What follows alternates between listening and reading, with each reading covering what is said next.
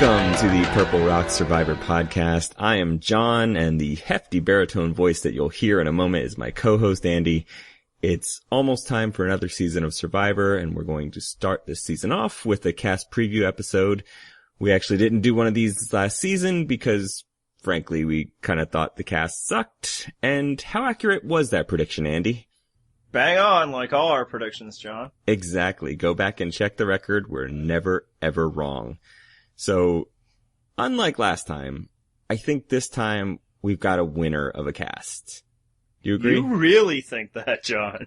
You are all in on this season and it hasn't even started. I'm almost a little worried that it could only go down for you from here. Oh, do you think that somehow hyping a season up might maybe get people's expectations too high?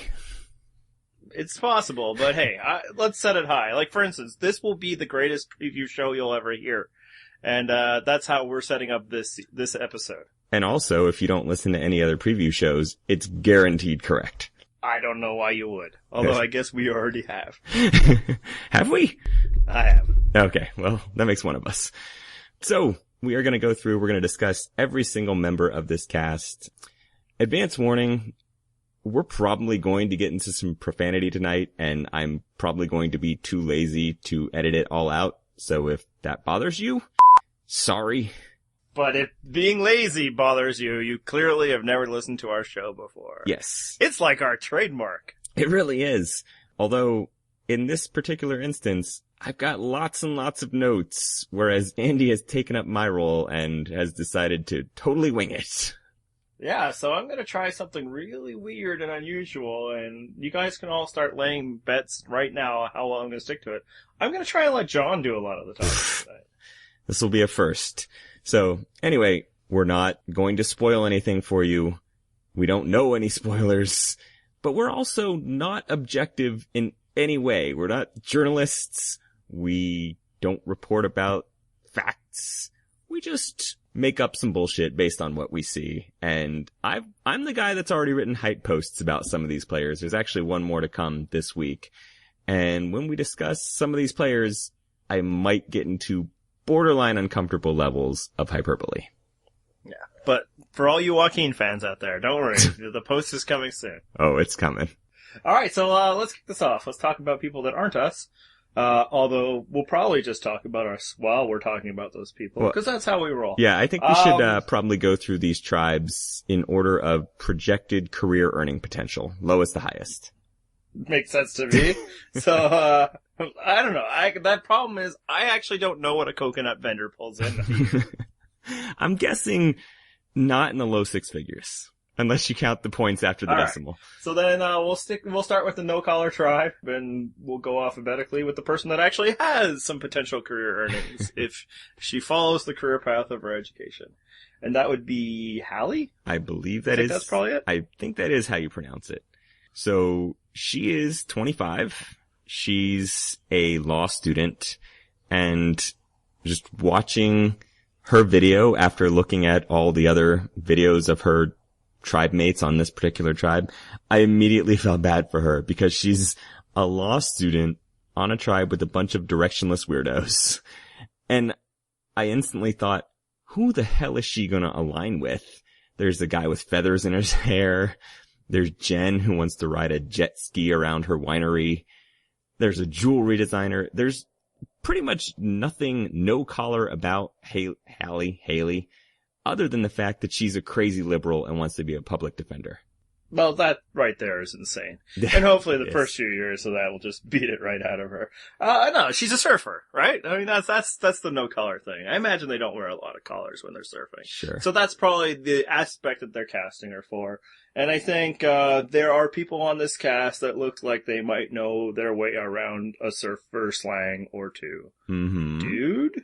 She's an attractive young woman. I'm sure people will find a way to get along with her. Well, there's certain people that are more prone to do that on this season, and I don't think they're in her tribe.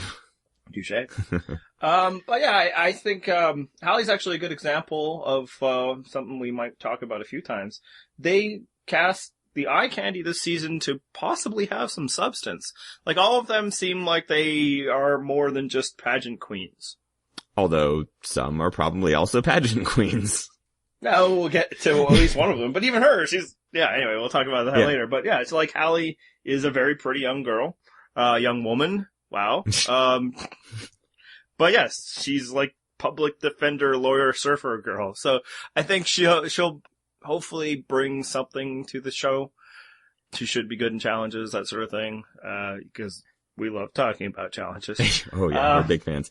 And also, this is, I think, going to be a recurring theme. I think she's not to the degree that some of the others are, but I think she's a fan of the show and has seen a decent amount of it. Yeah, I haven't really had a strong vibe of who, there's a couple. Yes. But, who are the people that don't know anything about it? There's a few people that, they're clearly the color of the show, and they probably haven't seen much. I don't even know if they're that color. Okay, maybe the one dude. We'll get to him soon. But yeah, Hallie, I think, she's probably familiar with the show, but I don't think she's one of the super fans, of which there are quite a few. There are. In fact, I mean, to step aside from her for a sec, I really want this season to be good for that reason. Yes. And I'm not the guy that's always like, recruits are terrible, fans are great. Because many fans have been terrible. Yes. And many recruits have been great. But I think we're at a point. It's season 30. Did you know it was season 30? Oh, is it now? Yeah, that's a big 30. It's hard to tell because they made no fanfare of it. But 30 seasons in, I think we're past the point where you can just throw some neophyte in there and they'll provide good television. And for Exhibit, I will say, last season. Exactly. So that's right where I was going to point you. Although really they were kind of pigeonholed by their concept last season. But either way, it pretty much proved at this point, the game's been around long enough. Like, if you're throwing people out there that have never seen it, they're just going to repeat the mistakes of people that have never seen or played the show in the past. So yeah, you can test some people that. You can get a few people in there that don't, maybe aren't Survivor fans, maybe only passing familiar, especially if they feel like, oh, this is a person that would be good. And I don't mean this is a person who would look good in a bikini, or this is a person that, will smile nice for the camera, but, you could find, I don't know, like a Stephen Fishbach or something. Or an Earl. They were recruits, but you kind of get a sense. It's like, oh yeah, you'll catch on to this really well. If you haven't been watching Survivor, you should have been. And we have people who listen to our show that 2 years ago wouldn't have been, followers of Survivor and now are as versed in it as other people listen to it. I wasn't going to say as us. Who's as versed in Survivor as us? Exactly. We are clearly far and away the experts when it comes to Survivor. And I think there was a period in the show when they were really, they were afraid. Then they would you get one fan. That's it. One fan per season. It was almost like they thought, if you like this show called Survivor, you must not be worth being on television. Yeah, and that would always be the gimmick. That would be that person's gimmick for how they're on the show. They're the super fan. That's why they're on the show. That's the, quota that they filled. And when the show was super popular, maybe you could get away with that. But now, 30 seasons in, and the evolution of game, we don't have time for people to go through the training wheels. And all the people who think that we should, bring it back to season 1 and all of that. No, there's no going back to the island, Jack. At this point, we need more advanced gameplay, and you're only going to get that from people who know the beginner stuff. So I don't know how much that has to do with Hallie, but I think that was just something we should say to lay it down, because there's a lot of people that like that this season, and I hope it results in good television. In fact, I hope it results in great television, because if it results in the opposite, then Survivor's going to learn some bad lessons. Yeah, no pressure, guys. No pressure. Yeah. But no, I mean, I don't have strong opinions on her. She seems good. Like I said, I feel like the pretty girls they cast this season might be more than just pretty. Yes. And that is true of her. One thing she could be is an Eliza, to get to your point earlier about how she's the only one with a possible career path out of these weirdos. Eliza was a law student. That's true. Is she going to be the West Coast wine and cheese crowd? It's possible. I don't know if they do that on the West Coast. Isn't it like pineapples and kale? That pudding stuff? I don't know. I was thinking of Hawaii. Too far West Coast. Yeah, you would know about that. Nor would I. But, yeah, maybe she'll be the person in confessionals talking about how stupid all these no-callers are. And if so, Hallie might become my favorite player in the game. Ooh, that's a high bar, because, again, I'm gonna steer you in certain directions here. I know you're not as well researched on these people as I am, but I'm gonna sell you hard on some of these Actually, I've already read 3 posts of you trying that. Let's get to one of those right now, though, because next up, alphabetical order, is Jen with 2 N's. She's 22, and she, I guess, theoretically is a sailing instructor. I don't even really know how to describe Jen, other than to tell you I already have an irrational love for Jen. Jen is going home early. I understand that. I don't know when she's going home, but it's going to be too early because I love Jen and I'm going to want her to stick around for as long as possible. If you need all of my explanations, go read the hype posts I wrote about her. It's on purplerockpodcast.wordpress.com. She is a terrible and hilarious human being, and I love that. I'm setting the bar high for her. I want her to be the next Courtney, the next Tyson. She's got it. She's a smartass, and I like her. See, what struck me about Jen is she seems like legit funny. Yes. And when is that ever actually, like, when has Survivor allowed a woman to be legit funny? And I don't mean like Courtney or Sandra, who are just kind of like really like biting, like really acerbic is a word that I've written many times in my life, and now I realize I've never spoken out loud. There you go. Close enough. Like you get the sarcastic. Yes. Bitchy girls, basically. Which, you know, nothing but love for them. Yeah. No, those are some of our favorites. You know.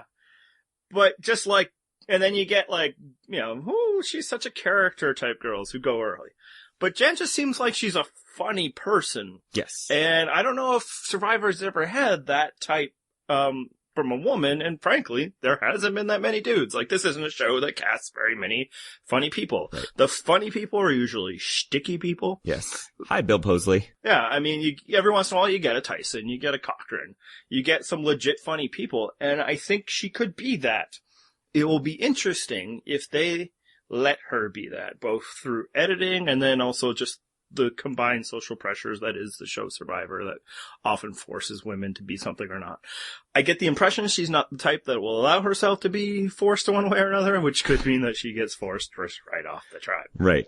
I have to tell you all, I strongly endorse this. If you are on Twitter, follow Jen.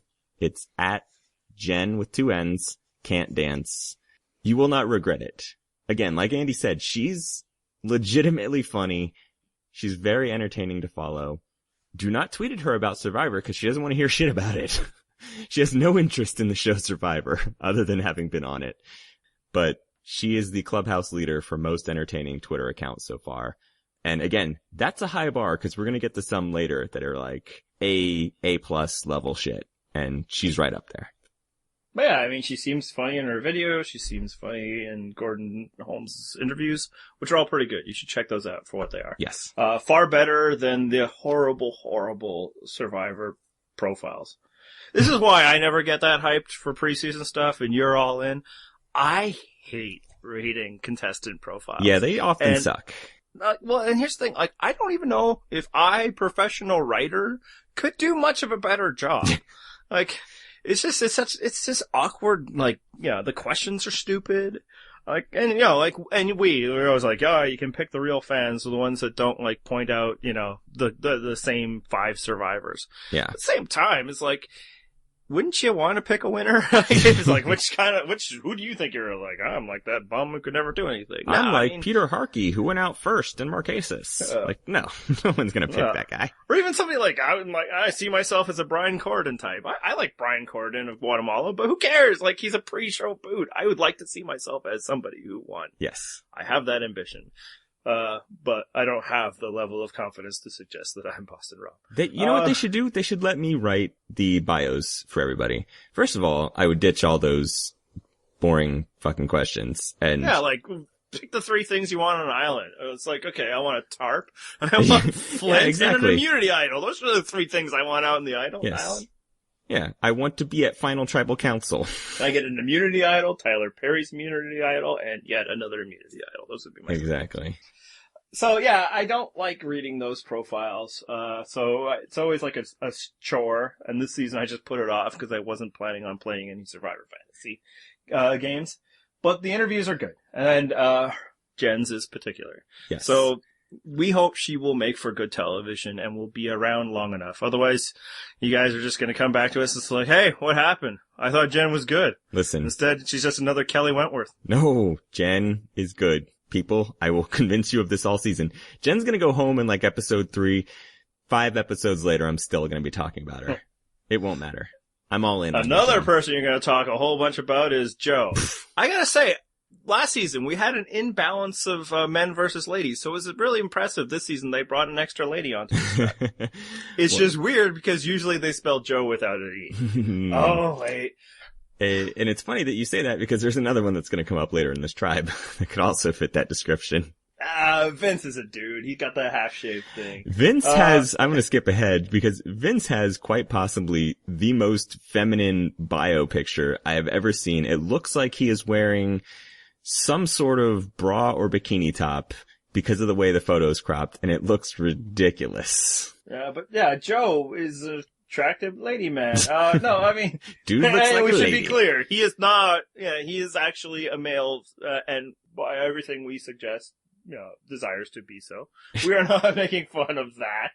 But yeah, his lips and his rosy cheeks and his hair. Yeah. He's a beautiful man, Andy. He is. And I think like a lot of the lady profiles have been like, hey, who'd you like to you see anybody in this cast you'd like to, work with? And they all seem to be talking about a tall, blonde, curly-haired dude. So I think they're talking about Joe. So or Tyler. It's one of those two. Yeah. But Tyler, I don't know. Tyler's like a puffier Cochran. So I think it's Joe. So I'm guessing in real life he's probably quite striking. But in, the cropped photo of him, I keep seeing a woman who needs her eyebrows. And she's got a prominent Adam's apple. I'll give her that. Check the neck. Any thoughts about Joe? Yeah, so what's weird is I don't know how well you've been keeping up, but there's been some odd buzz around Joe. Like people think that he's the semi-competent no-collar guy. I don't get it. I guess the reasoning is that somehow he's the one among this group that's going to do well because they're all misfits. But again, do I have to remind you that there is a law student in this group? She's not some aimless fuck up. Joe makes jewelry for a living. Wow. Do you know who else in Survivor history makes jewelry for a living? Bob Crowley. Who? Bob Crowley. Oh, well. I mean, off the island. No, I literally don't. Jerry Manthe makes jewelry. So, again, if you're looking for the Survivor comp for Joe, Jerry Manthe. Way to aim high. Yeah, I mean, I think Joe's watched the show, so good for him. He did not make an impression. No. That's all I'll say. But, I mean, I think he will not be going anywhere anytime soon. He's a young, athletic guy who, yes, all indications are he's an attractive man. He'll probably get along fine and be around. I don't know if he'll ever be somebody we spend a lot of time talking about, though.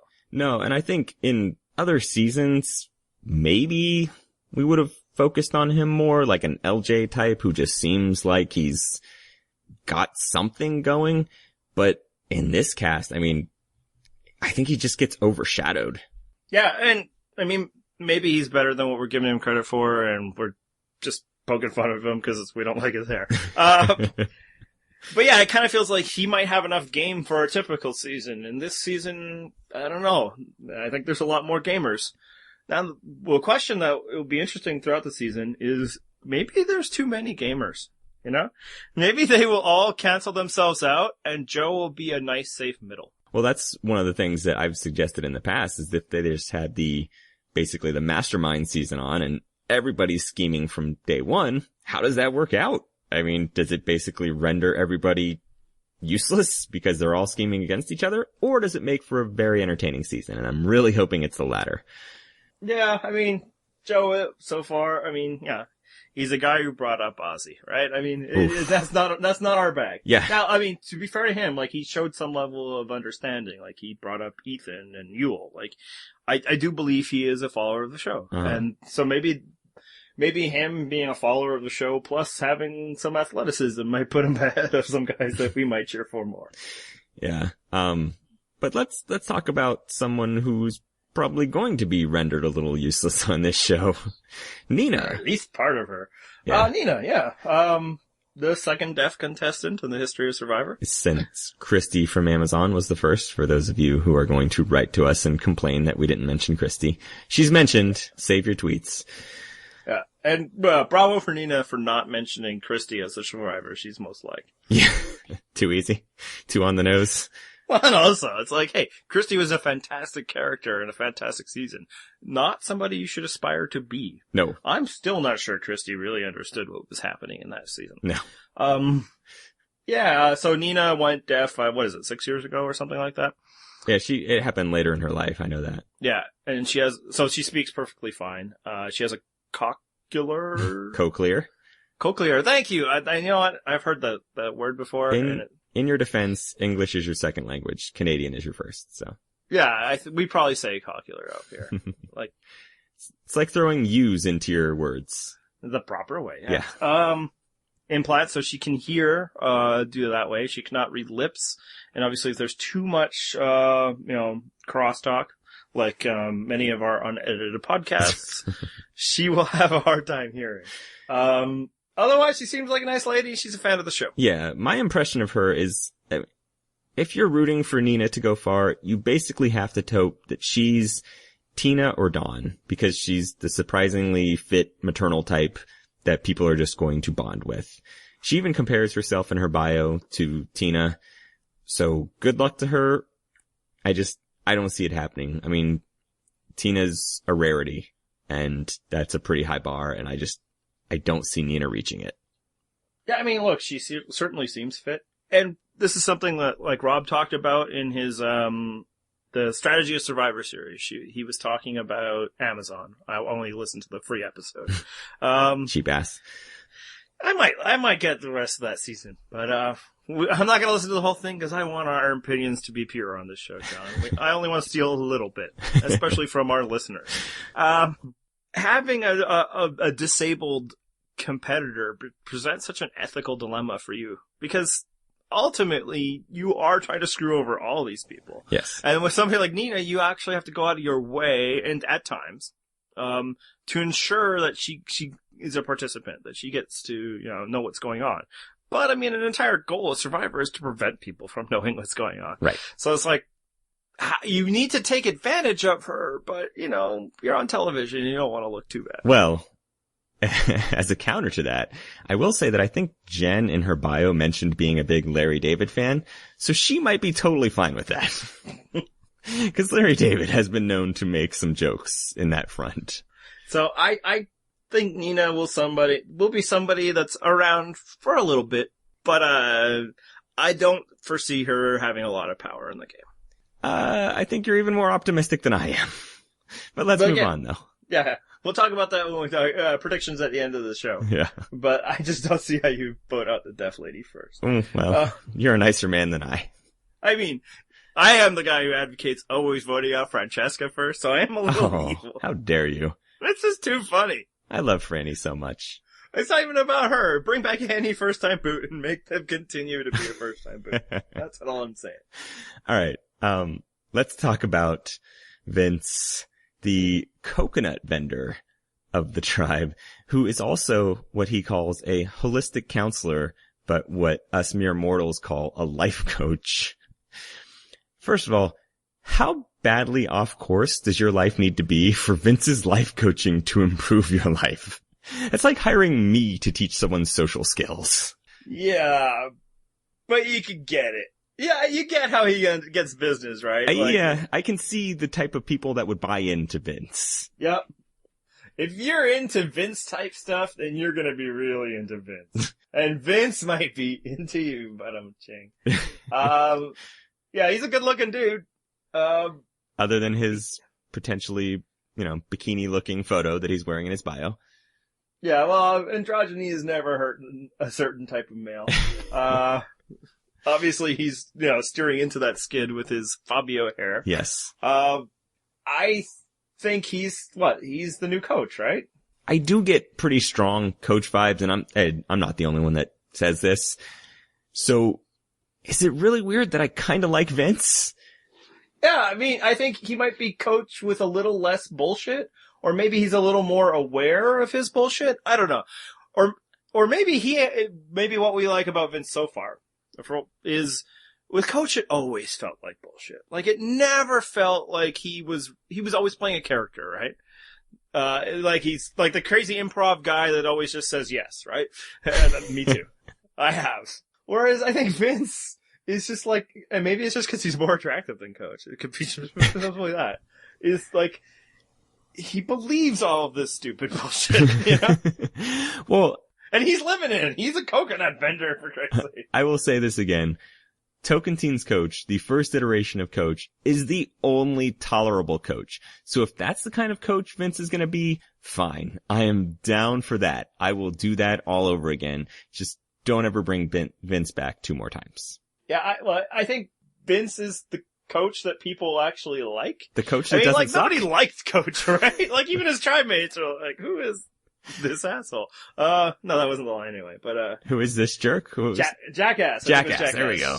From Aaron. Jeez. But, like, I mean, maybe Tyson Doug, liked him, but everybody else is just kind of like, yeah, sure, dude, whatever.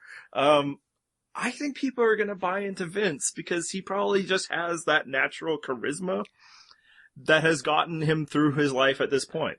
And, he's traveled the world, he says, and he's done different things, and Survivor is the next adventure for Vince. I don't think he's a true game player, but I think what he will be is an X factor to deal with. He's going to be playing this game on a different vibe than some of the people we're more interested in. You think he's going to be a Cass? Not quite. Well, I mean, in the sense that he might be a more chaotic place, but not crazy like him. But more like, I don't know if you're going to be able to manipulate Vince in the way that you can other people, because his level of self-interest is different than ours. And I don't mean it's better than ours, because I don't buy into any of this kooky shit. But, it's different. What motivates him is different. And probably because he's a type of guy who never had trouble getting laid. Well, I'm sure at Burning Man he does quite well. But I should dislike Vince because... he's a total character and he's not our type. Yes. But I think he'll be interesting. Exactly. There's something about him that makes me not instantly hate him. Yeah. No. You see his you see his picture and it's like, And yeah, especially the crop top with the weird Asian or Native American art.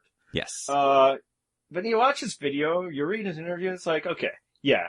He probably didn't have to attend too many casting videos. No, exactly. Like, you see a guy like him, you hear a story, and it's like, yeah, we're putting him on the show, and let's see what happens. Yeah.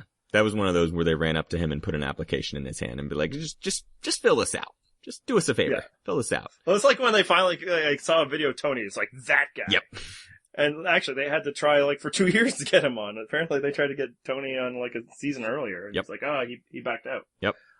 So yeah, I'm sure Vince is the same type of guy. He isn't the type that's been, applying for the past 15 years. No. There's somebody else that's that. Yes. And we'll get to that person shortly. But let's move on to the final member of the No Collar tribe. You may remember that this off-season, or actually I think the end of last season, and maybe this off-season, I don't remember. It all runs together to me. We were talking about how there was going to be a YouTube star in this season. And I gotta say, I know that there's CGI and all of that with the thing. Everything you see isn't necessarily there, but I didn't think that the technology was there for vloggers to be able to make themselves look this way on Survivor and then Jenna Marbles on her. Well, this is definitely the person we met, was Will, and not Jenna Marbles. Absolutely. Yeah. We were looking for a YouTube sensation who doesn't even have a YouTube channel. Right. That's exactly what we were referring to, is this guy who was... Will Sims II. Yes, who was a bartender whose claim to fame is that he was in a Jay Leno bit that went viral, which seems like an oxymoron, but I guess is a thing that happened. I guess, yeah. Did Jay Leno's stuff was virality his thing? That's Jimmy Fallon's virility his thing, right? Yeah, well, he's got that chin. Yeah, YouTube sensation. I just can't imagine, what person in Jay Leno's audience was going on YouTube looking for clips? Well, for one, this is probably some years back, and what was happening is it's not like people were tweeting about it or, even posting on Facebook. They were emailing it to each other. So this is the type of thing your great aunt would email you with the entire email string up top, forward and the forward and the forward. Yeah, and the like forward and the forward. 10 FW : in front of it. Yeah. Yeah, and then a bunch of affirmations in the signature line. And that's how things used to go viral. Yes. For you kids out there, there's this thing called email. Yeah. Which is short for electronic mail. Yes.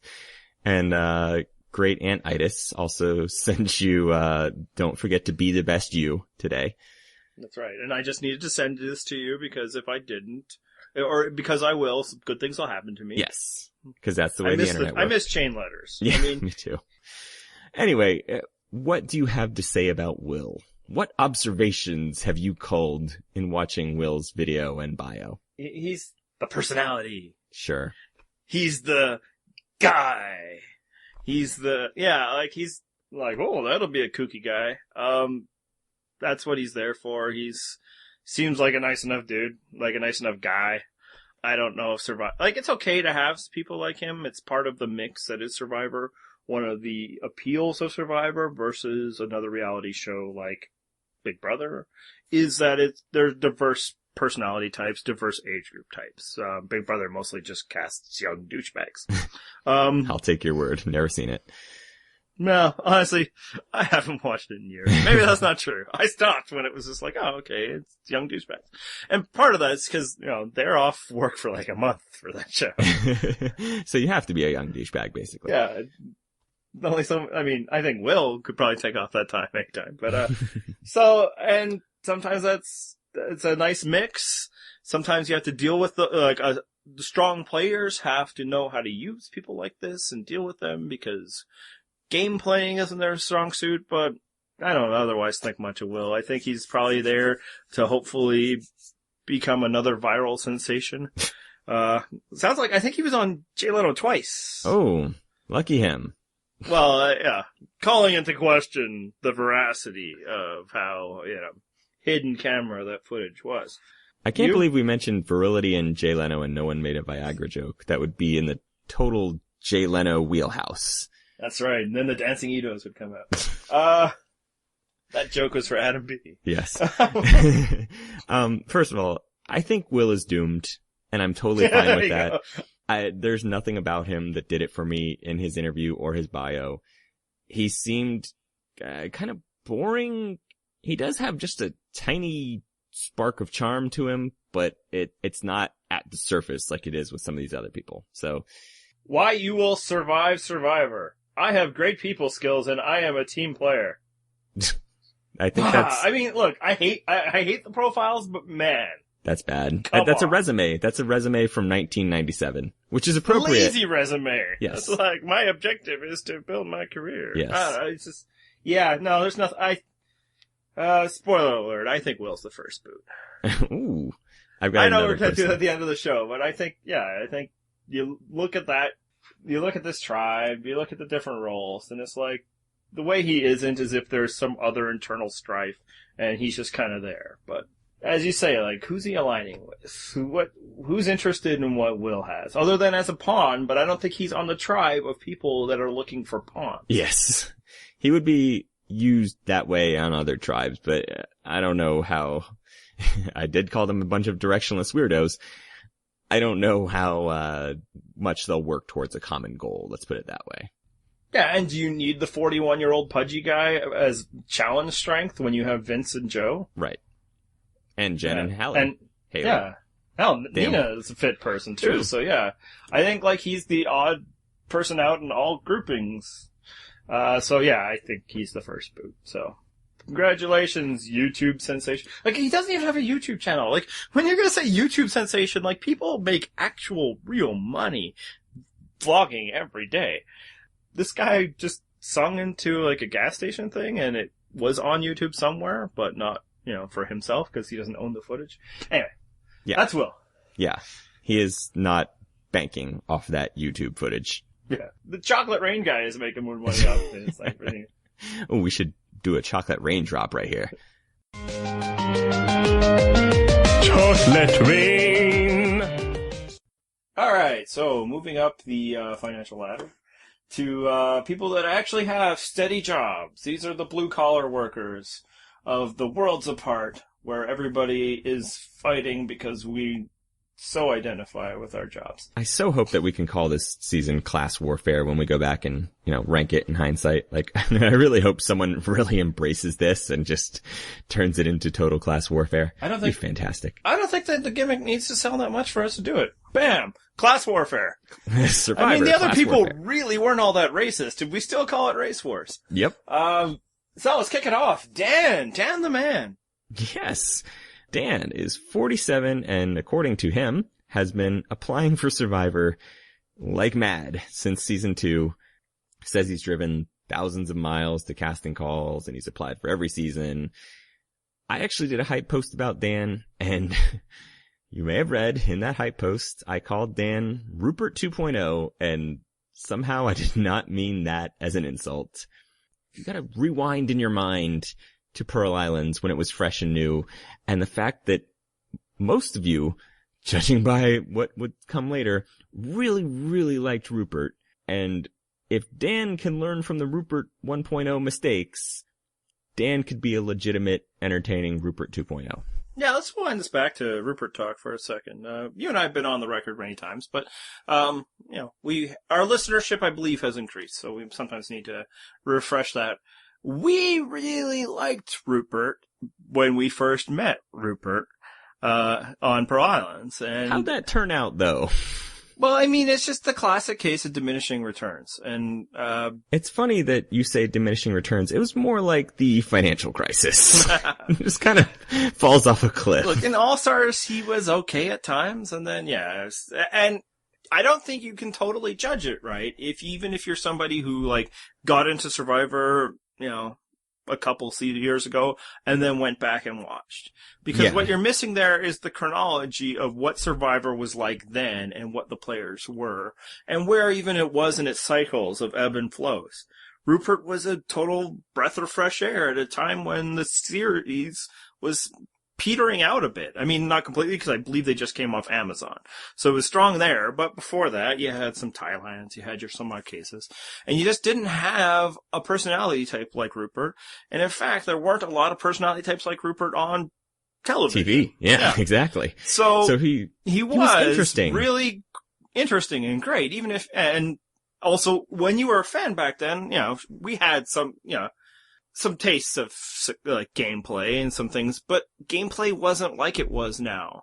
You would envision what you would do with gameplay. A lot of it involved, winning challenges and stuff. You know what? Forming gameplay strong alliances. Yeah. Yes. Gameplay was, I'm going to get a strong alliance and I'm going to ride it to the end. The end. Yeah, and just the season before, you had a Rob C that was starting to change some of the games. You had some moments, even like in Marquesas, when you realized that, yes, if you're at the bottom, fight your way to the top.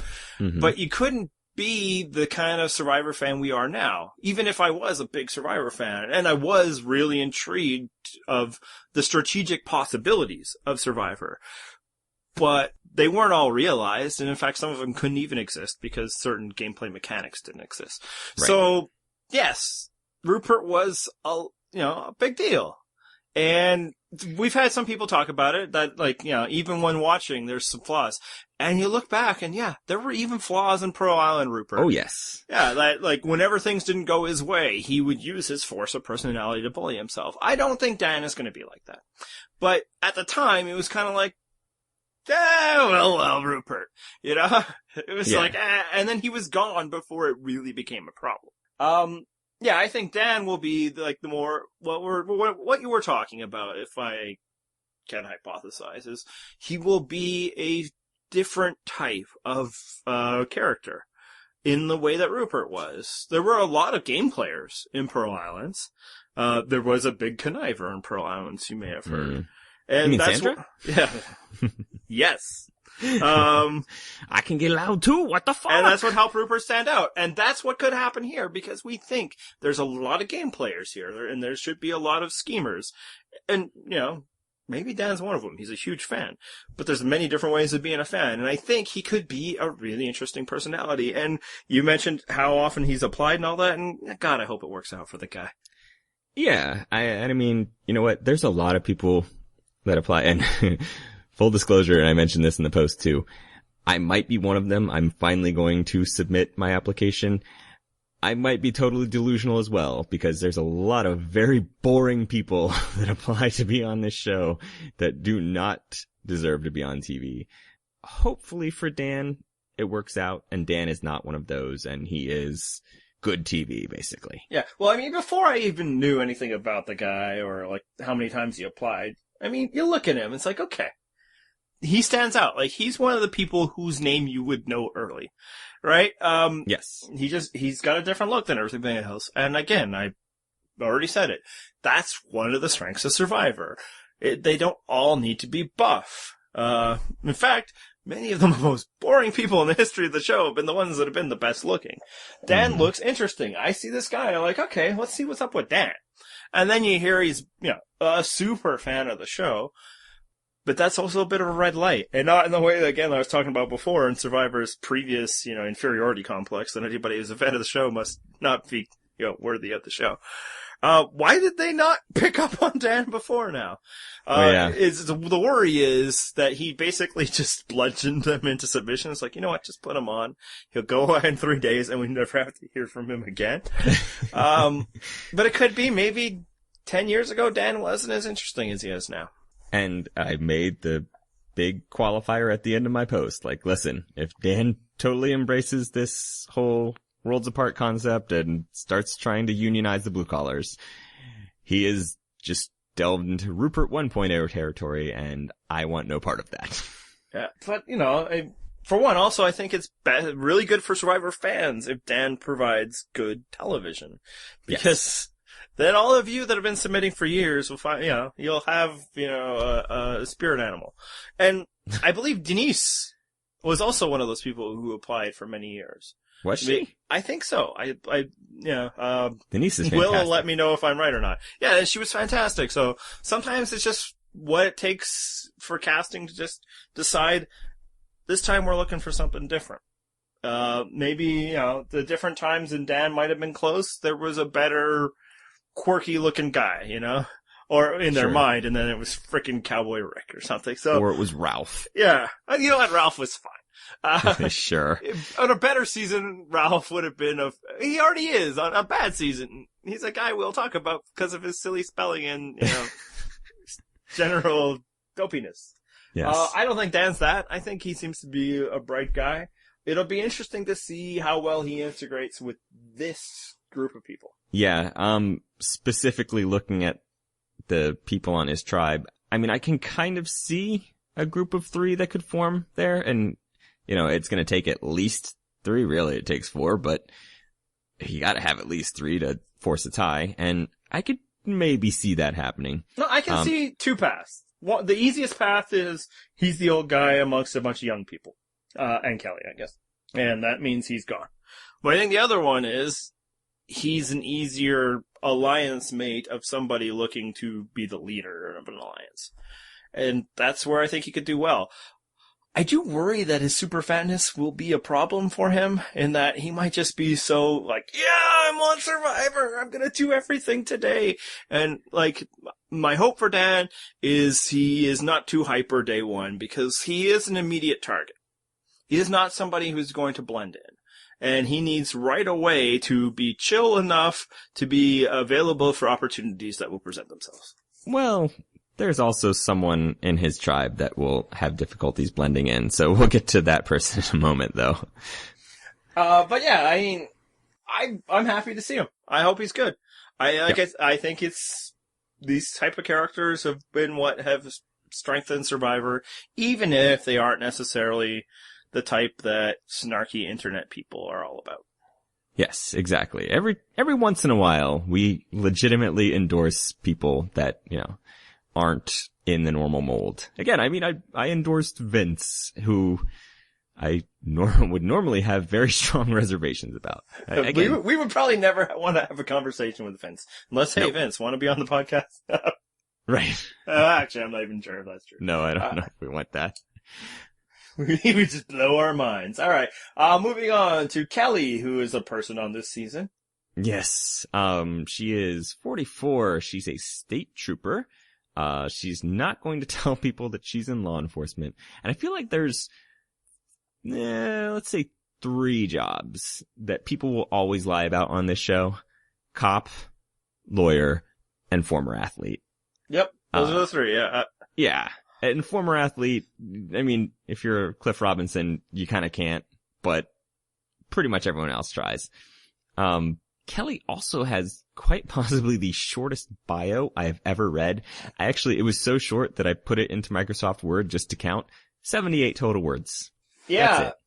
She did not make much of an impression, and I did not read her interview. So, did you read her, Gordon Holmes? I did. Okay. She says in that interview, so I'm going to assume it's fair game. She's a lesbian state trooper. Yeah. And she makes jokes about putting the handcuffs on her partner before she leaves the house in the morning. But again, she doesn't give us a lot to work with here and doesn't make a very strong impression on me. So, earlier in this offseason, we did a different podcast where we, took former survivors and fan casted a season of Blue, White, No Collar with our friend Will. And when we were casting the Blue Collar tribe, we really struggled to put together, 3 ladies that didn't necessarily match a certain profile. Kelly is in the profile of those ladies that we were picking each time. And you know what? She should be. If they didn't get a Kelly, then they screwed up a blue collar tribe, right? Miss me with this Lindsay talk. Okay. I mean, yeah, she did, again, Survivor did what we did. We threw Sierra in there. She's a blue collar lady. Some of them have been decent mixes into shows. I mean, we weren't terribly excited about bringing back Twyla or whatever, but it was, No. Twyla was fine for the season she was on. Kelly could be, but I don't know. We always used to shy away from law enforcement as potential victors of the show. Right, until Tony proved us wrong. Well, and then what happened, it was funny about that season, is I was like, but I think Sarah will be fine in that regard. And it turns out, no. Sarah was exactly what I was talking about.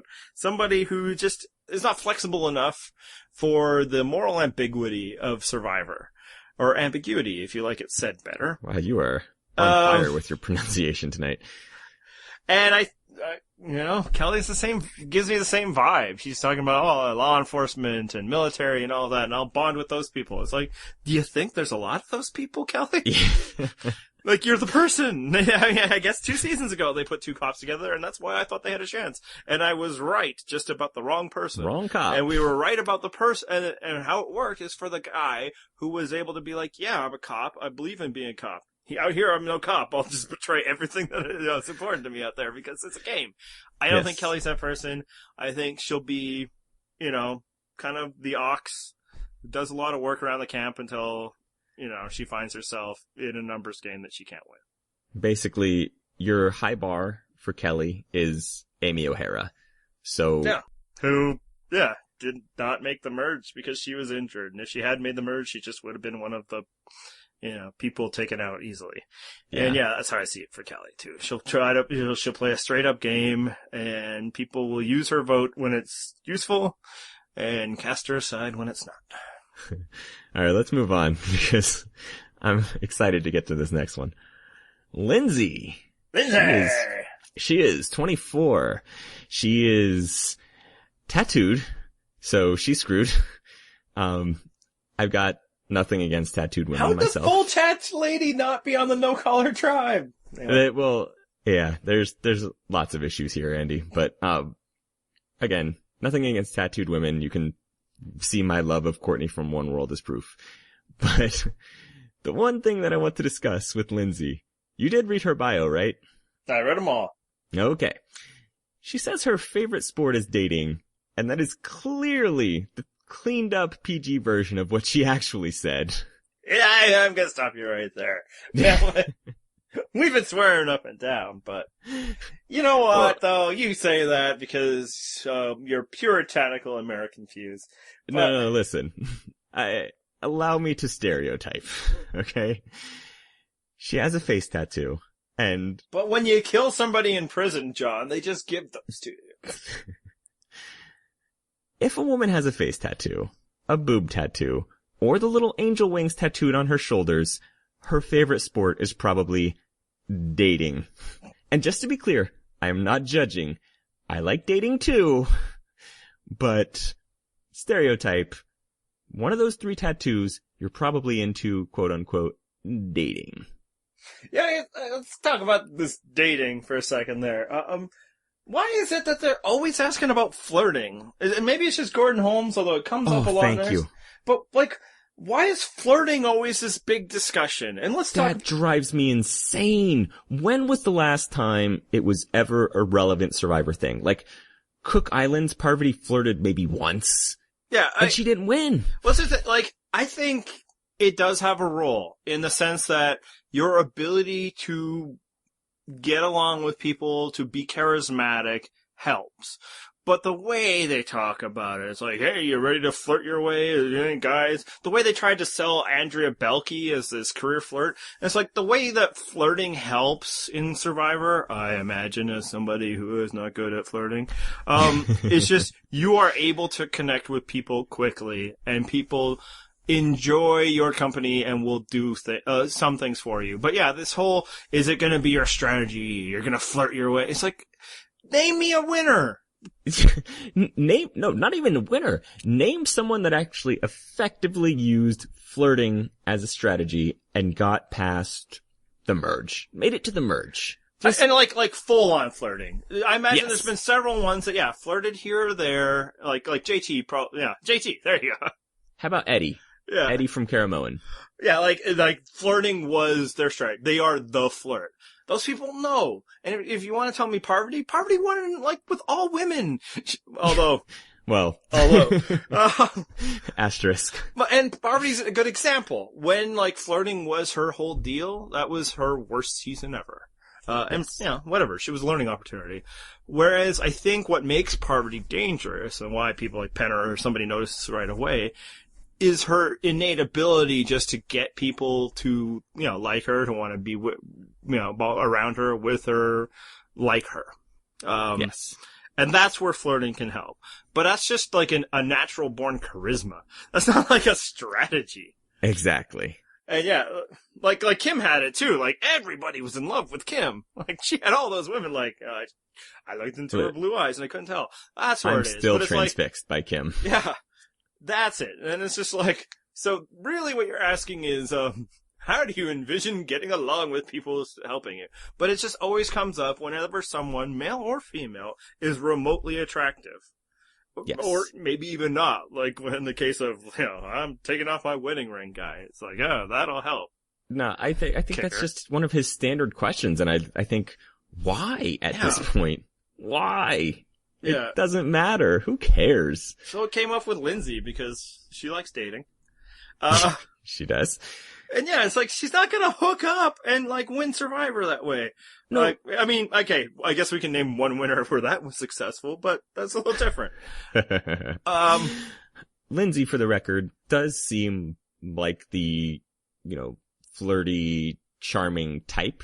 But again, you're on an island, island.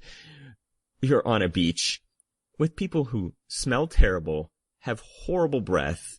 They're not eating. You don't really feel at peak sexiness, Yeah, and everybody like, ooh, it's gonna be a showmance. It's like, okay, Rob and Amber were like 200 years ago. The last big showmance was like Keith and Whitney. How'd those fools do? What about JT and Steven? Hey, well, I mean, chronologically, I was saying. Oh, okay, alright, well, but the JT and Steven love is a love that will never die. But here's the other thing. If you are the flirt, you are quickly branded as useless and potentially dangerous. Like, it's not a good strategy. Like, Ozzy has a flirting thing in South Pacific with someone. She was really attractive. I can't remember her name. Sure. They voted her out for that, Malcolm had to get rid of his cookies. Cuddle buddy. Yeah, because so not only is flirting not an effective strategy, it's actually will do more harm than good. The only way that it can work is if it's subtle. If you're using your abilities to get people to like you, which is called social gaming and Survivor. It has nothing to do with flirting.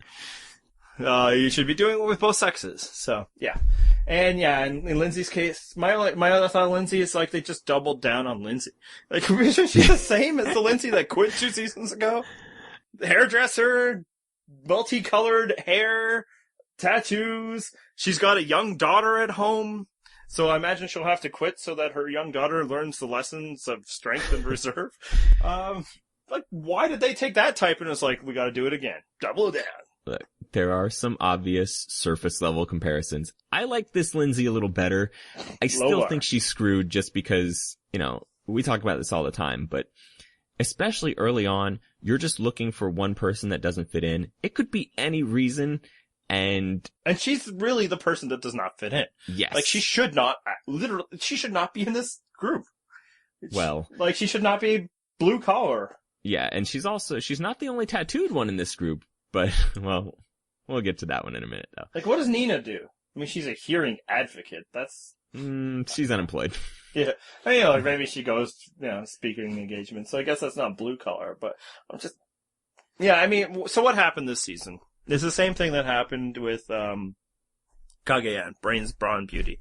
They already had their people picked, and then they threw the theme on top of it. So I'm guessing Lindsay was one of those sore thumbs, and it's like, well, hairdressers don't get paid much. They work with their hands. The manual labor of using scissors. Yeah. And buzzy things. But yeah, so... Buzzy things. Yeah, I think that's the technical term for those. That's all I use for my haircuts. So, and I should add, I support that 100%. It works like gangbusters and Cagayan. Get casting right, figure everything else later, that's cool. Because exactly. Last season they did the opposite, and Jeff Probst has on the record admitted this was a mistake. Yep. They cast for their theme last season, and, we broke it down all through last season. That was a problem. Yep. And so, We've got anecdotal evidence that is not the way to go. Yeah. Yes, from our... large sample size of 2 seasons. Yeah. So when they did it this way, it worked out. And if you trust the rumors, it'll work out this time. So that's why Lindsay is a blue collar. That's why she's there. If you're saying, if Awesome Blue Collar Tribe has to go to Tribal Council right away, the 2 sore thumbs are Dan and Lindsay. And usually the loser in that scenario is the young woman. Fair. And, again, while I think that she's very charming to me, I don't know that it's charming to everybody, but let's talk about someone who I think probably is charming to everybody, and that's Mike. He is 38. Directional driller. He's a directional driller, which really sounds like one of those things that we're going to say phrasing after very often during the season. Well, didn't Max make a Valentine about that on Twitter? Did he? I think so. Go look at it. Oh, I missed that one. I'll directionally drill you. Yeah, I'm in the industry, so I know exactly what directional drilling is. Sure. Yeah, if Survivor was the competition it first, purported to be, that Jeff Probst often wishes it would be, Mike would be your odds-on favorite to win it all. Yeah, he seems like, if you're picking the Jeff Probst man crush every year, he seems like he would be the favorite in this group, I think. I think you can take the seems like out. I think in Jeff's pregame interviews, he's already, Mike's the guy I like. It's like, of course he is. It's like, Probst, you're self-parody at this point. Does he call him a guy's guy? Oh, he probably did. Of course he does. I don't know for sure, but I would lay odds of like 95%. Yeah, he does. Or no, he might have said a real man's man, but there we go. Same thing. Yeah, and that's Mike. So here's what I noticed in watching Mike's video. He makes the same look that yeah, I fucked up, but look how cute I am smile that my son does. And it's just like, shit, I can't be mad at you. You're so cute. And I don't know how well it's going to work on the other people on this season, but it worked on me. I'm like, oh, I'm sold, Mike. Okay, I like you. It worked right away on me. Yeah, I think on the positive, for the optimistic side, I think there's a good chance that Mike could be that rugged, Colby Donaldson type that doesn't suck at Survivor. And, fair to Colby, when he was playing, it was an entirely different proposition than it is now. Sure. Unfair to Colby, he screwed up the biggest decision he ever had to make. He did. Because he is also a fan of the show, from his interviews. And he seems to recognize what Survivor is as opposed to what many people want Survivor to be. I'm assuming none of those people listen to our show. But other people are like, I'm here for an adventure. I'm here to prove my integrity and all that. Mike is not that. No. Even though I imagine in his everyday life he is. Now the big question will be if you can actually reconcile the two things. It's really easy to say that you'll do this stuff when you get onto Survivor, but several days in, sometimes you just revert to who you are. Yeah. One note about him that, a little red flag for me, in his pregame interview with Gordon Holmes, he said there were no attractive women in this cast, which means he may be some level of blind, because what cast is he looking at? Yeah, although later on he did say there was one, so what he could be is women of his type, which could also include age. Mike, is the older side of the coin, which by that I mean he's a year older than me. So, the really attractive ones are in their early 20s, so. Sure. And, you're always doing this too. They bring out supermodels and you're like, she doesn't do it for me. So, this is true. Okay. Yeah, and you're always trying, you're like, I'm going to cast beauties with people like Courtney Moon. Well, hey, maybe there's a reason that I was drawn to Mike, because we're, of the same cloth. But here's so Survivor does this sometimes, and they end up casting two people with, like, obscure interests. So suddenly there's, two Tarzan types in one world. And then I'm Jimmy. I'm going to be the only Jimmy in Nicaragua. How the F, and why, I don't know why I censored myself there, did they get two disc golfers in one season? So Dan and Mike both mentioned disc golf in their profiles. Had you heard of disc golf before? I thought I had until, Dan really went into what disc golf is, and it's like, oh, okay, so it's not the thing I'm thinking of, which I guess was like Ultimate Frisbee. No, it's not Ultimate Frisbee, but it's basically you throw a Frisbee into a basket type thing. There's actually a course not too far from me. I think there's several. Again, I live in Florida, so, I imagine there's not a lot where I live, because it'd be hard to maintain year round. What's shocking is that these are the two older dudes. Like, is this a thing that people play once they're done with college? Like, do they get out the hacky sack too? I don't understand. That's what struck me as weird, because that's the only time I've ever played it, was when I was in college. I mean, it was fun, but it just seems like something you give up after college. And yet, again, I mentioned it's in a park right near my house. I used to run there all the time. There's lots of older guys that play it.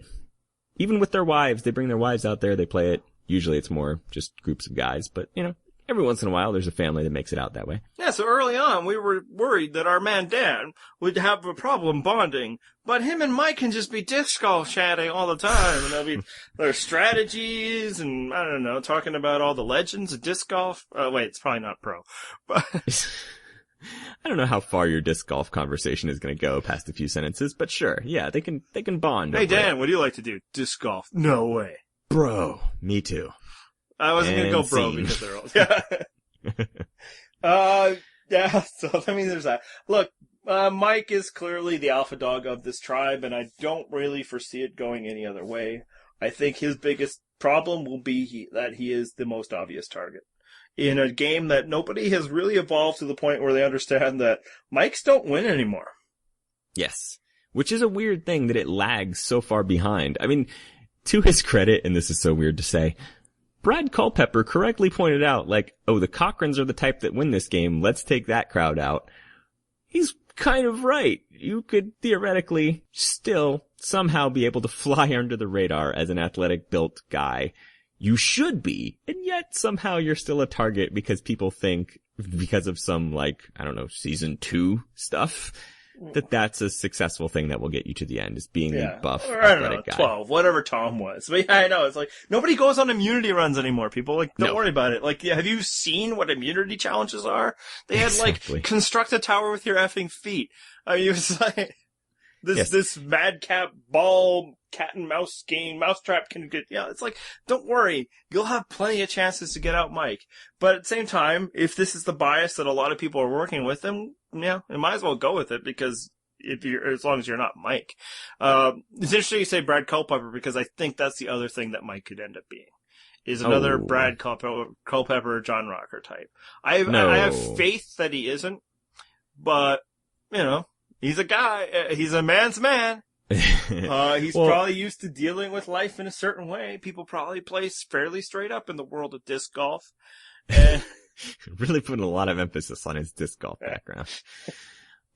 In his defense, I almost wrote a hype post about him because I like him so much. Because again, he just charms me. I don't know why. No, he's a charming guy. I think, better chances is he might be the LJ. Okay. Now, what was difficult for LJ even, and it could be the same problem with Mike, is LJ was generationally different than a lot of the people on his tribe. He charmed Trish. Ooh, LJ flirted. Kind of. Yeah. LJ was like the 10th person, or like Yeah, the second member of the jury. So again, yeah. So is this, are Sierra and Lindsay going to be all that into Mike, who is otherwise a good looking guy, but he's like, whatever, grandpa? I don't know. I kind of have faith that Mike cobbles together an alliance here and makes his way through the, cause again, these tribes are gonna last. No, Mike is making the merge. There's basically only one scenario where that doesn't happen, and as if Rodney is actually the second coming of Boston Rob. And let's talk about Rodney. Let's talk about Rodney. I think if you could somehow create the human embodiment of Axe body spray, it would be Rodney. I can't, so yeah. Survivor cast, all types of people, all the different flavors. It adds up to a nice mix of Survivor. But it's like, come on, this guy is for an MTV reality show. Like, he is sub Big Brother. You know what's funny is Survivor needs fodder. And I'll say this in Rodney's defense. He seems like the fun kind of douchebag. I'm going to enjoy watching him be awful. He's not going to last long. I mean, Drew was the third episode last season, maybe fourth. Maybe some, yeah. That's about where Rodney's going home. And it's probably going to be entertaining when he goes home. And that's fine. Like, not everybody has to be, game-changing, strategist type guy. Like, he's going to be fodder. It's just a matter of when he goes home. And I bet it's going to be entertaining when it happens. Look, I contended then, and I'll contend forever, that Douchebag was fantastic casting because that was so hilarious. But Rodney is like, I'd say he's Jersey Shore, but obviously he's, a different part of the country. Like if MTV wanted to recapture the magic of Jersey Shore with a show called Massholes, like, Rodney's like, well, I would say he's the first call, but there's probably like 100 Rodneys. Yeah, I was gonna say. Because there's nothing, like inspiration in life is Tom Brady. Oh, he's talking about popping bottles at the club. Like, oh God. Before even reading his bio, I actually made a prediction and I wrote it down and I should have, taken a picture of it to send you. I said, he's gonna mention Tom Brady, he's gonna mention his bros, and he's gonna mention chicks. And nailed it. Every single one of those he mentioned in some way in his bio. Yeah, I even had go Pats with the apostrophe S. Yeah. Oh, God. So this is how it worked when I was going through the videos, which I much prefer the videos to the bios, even though they run that really annoying music through every single one of them. I love the awkward B-roll stuff that they have to do in the videos. We'll get to some of that. So I'd gone through actually the people I was interested in more. I probably saved one or two just so I could get through it. I didn't maybe watch like Max right away or something like that. But then, so it's like, okay, fine, Joaquin. And it's like, oh God, I could not hate this any douchebag more than I hate this guy. And then I clicked on Rodney. So, if you were to have a douchebag off between Rodney and Joaquin, who wins? That's like the Mayweather-Pacquiao of douchebaggery. Well, I suppose it depends on what your definition of win is. Who is the bigger douchebag? Yeah, I mean, immovable object, irresistible force, but as opposed to like who's better, yeah, we'll see. We will see. Yes, that would be the battle of the Titans in douchebag circles. But yeah, it's like there's nothing about Rodney I like. You're so optimistic about everything of this season. You're kind of like, oh, he could be entertaining. I want him to be the first boot. I think there's a good chance he will be, as you say, from his tribe. I don't think Blue Collar's losing the first challenge, because first challenge they usually like to make it strength based. Yes, just to show how extreme everything is. Also, speaking of his bio, he says that he's a general contractor. I'm gonna guess that's gotta be a little bit of job inflation, because general contractors actually have to take tests and get licenses and stuff, and I don't think that Rodney's that guy. Yeah, I mean, he's the guy that shows up to site and like, alright, you. Yes. Well, no, he might actually be part of a crew. You know, we'll say that. Yeah. He's a contractor. Yeah. Not a general contractor. They're two different things. I'm guessing he does not have his name on the side of the van unless it's and Sons. Yeah, I do not like Rodney at all. He also mentions buying and selling shoes in his interview. Pretty sure that's not what a general contractor does, and yet he keeps referring to himself as a contractor. It's like the weird, Princess Bride, where you keep using that word. I do not think it means what you think it means. But clearly, like, they want Rodney to be the Boston Rob of a new generation, and it is instructive and important to remember that Boston Rob Marquesas was a huge douchebag. Yes. You know, like a young, I mean, and look, some people are like, so same as he's always been, but yep. he actually matured over the years. He stayed a douchebag throughout. I'm one of the bigger Boston Rob fans you'll meet. I don't deny that the guy is not somebody I'd enjoy hanging out with. But, Boston Rob's a more charming douchebag. Yeah, though. But young Boston Rob with his mustache that doesn't grow in all the way, and quoting The Godfather, and voting off Hunter and all of that. Yeah, he was kind of a young idiot too. But even there, he had a little bit more head on his shoulders that I think Rodney is. Like, Rodney is, just young, buff guy in his 20s who just wants to, sleep with scuzzy women at the club. He should be on an MTV show. Like, how did he not get cast on Real World? I know they sometimes pull from Big Brother and sometimes from Amazing Race, but I thought they avoided those ones. Like, Murney Bunham? No, that's the production company. So yeah. Close. He also said, by the way, that he's going to be the best player from Boston ever to play this game. So shots fired at LJ. That's right. Quick, where would you put the over-under on players from Boston that Rodney can name? Is it like 1.5 and you take the under? No, it's the 0.5. I believe he could probably name Boston Rob. I think, Boston Rob was referenced on 30 Rock, a show that I imagine Rodney does not watch. But like people know Boston Rob. Again, you're not helping your case. But I don't think anybody else. And I guess over-under on former players of Survivor that Rodney can name. 5.5. What do you got? Ooh, you are so generous. No, that's where I'm setting the over/under. What do you got? That's what I'm saying. I'm going to set it at 1.5. You're taking the under. You're like, I'm taking those odds. I'm going to tease it down to 3 and still win. All right. Final member of the Blue Collar Tribe is Sierra. This is kind of what I was getting at. The girls, the pretty girls, that's clearly the role she was cast in. I believe she is a former beauty queen or model or something. But she's a little more than that. I mean, she's rough and tumble rodeo girl. But remember when we were casting our returnee version of Worlds Apart this summer, and we got to the end and we were like, oh shit, we forgot to add sex appeal to the tribes. Survivor casting does not forget to do that. No, this is why they are in casting. They're good at this. And again, they weren't like worried about blue collar like we were. And that's, so they probably were like, hey, super hot rodeo chick, done. Let's find a spot for her. Yep. She seems okay. I mean, like you said, she's not one-dimensional, which is nice. I believe in her shtick that she's this filthy rodeo girl who just happens to be incredibly attractive. I just don't know how much that actually helps her in this group. I'm sure she'll have Rodney as an instant fan. After all, there ain't hot girls like her in Southie. But, I mean... I think it'll help her in this group actually just fine because she will be able to, help out around camp. She will be good in challenges. Like, she's got athleticism. She lives her gypsy rodeo lifestyle.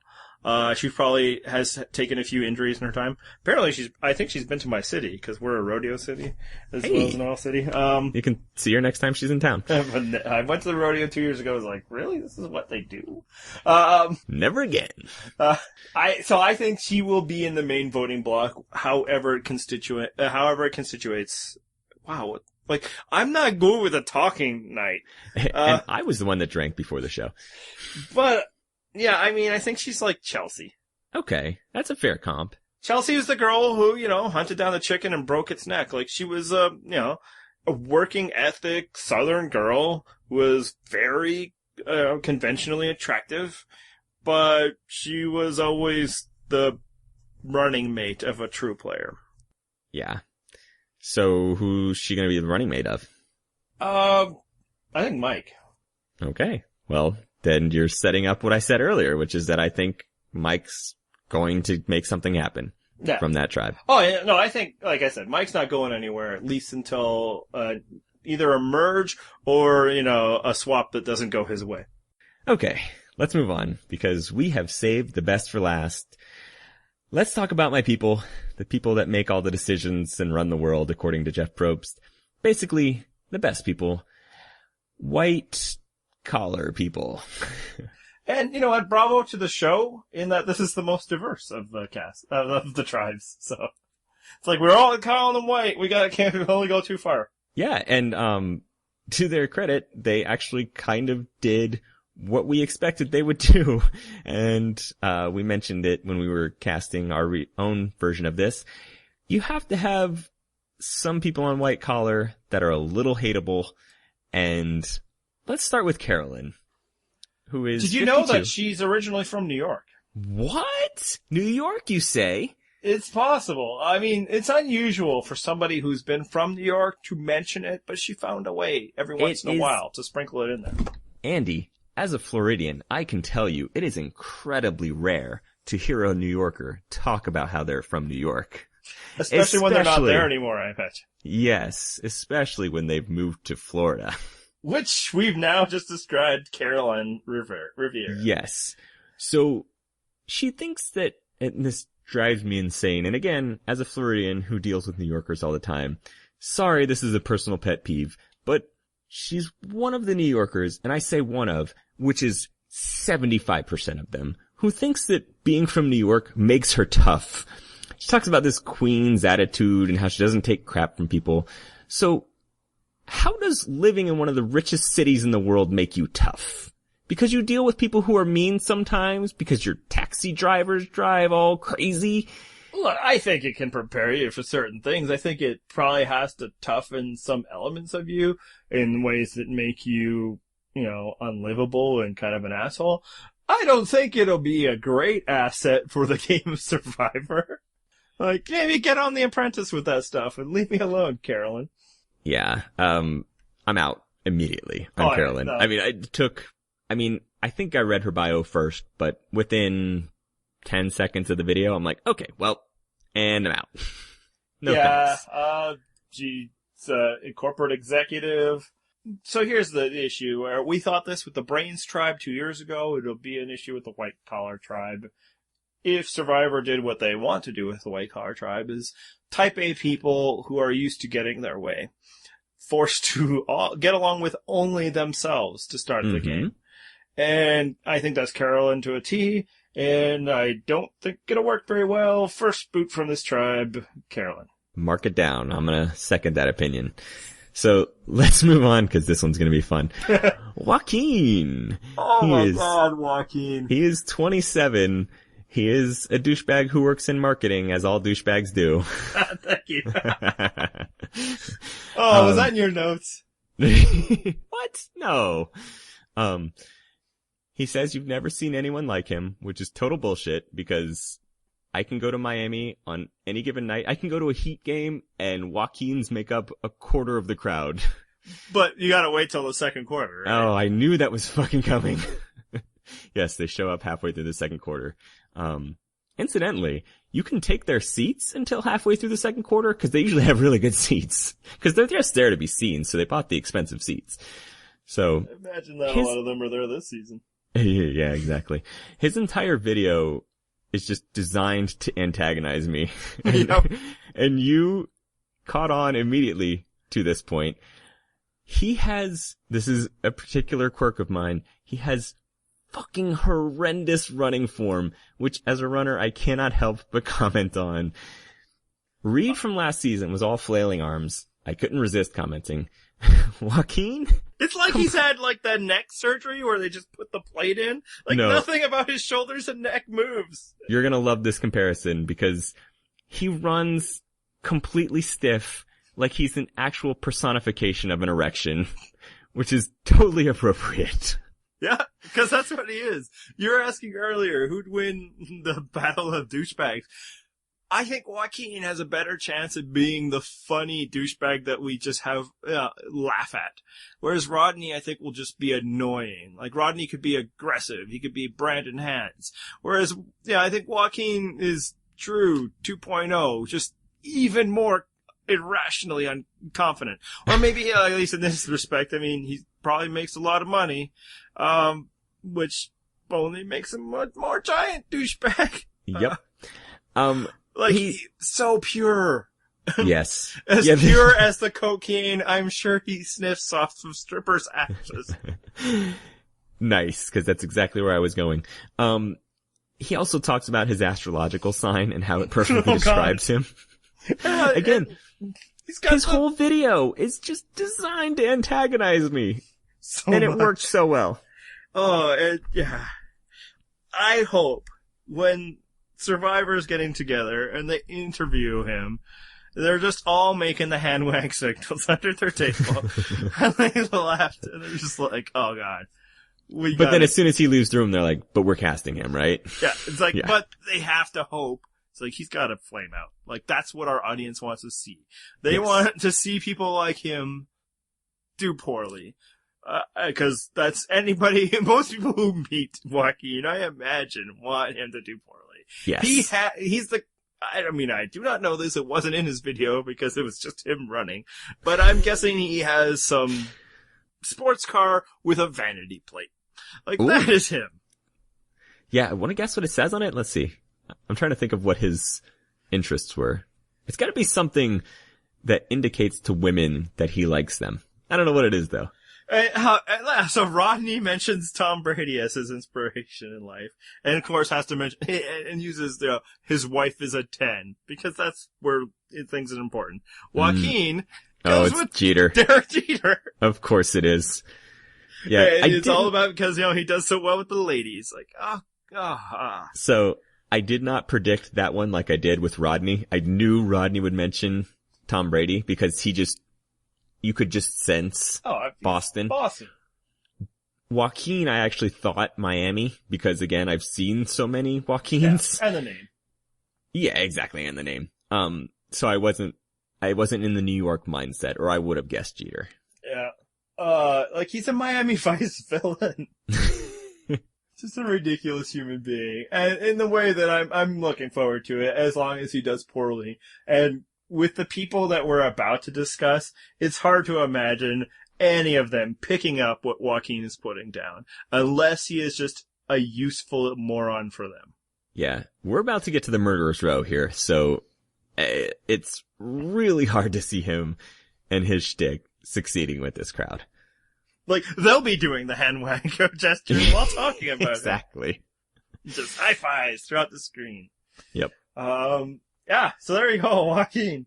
Welcome to the White Collar Tribe. Hope you survived the experience.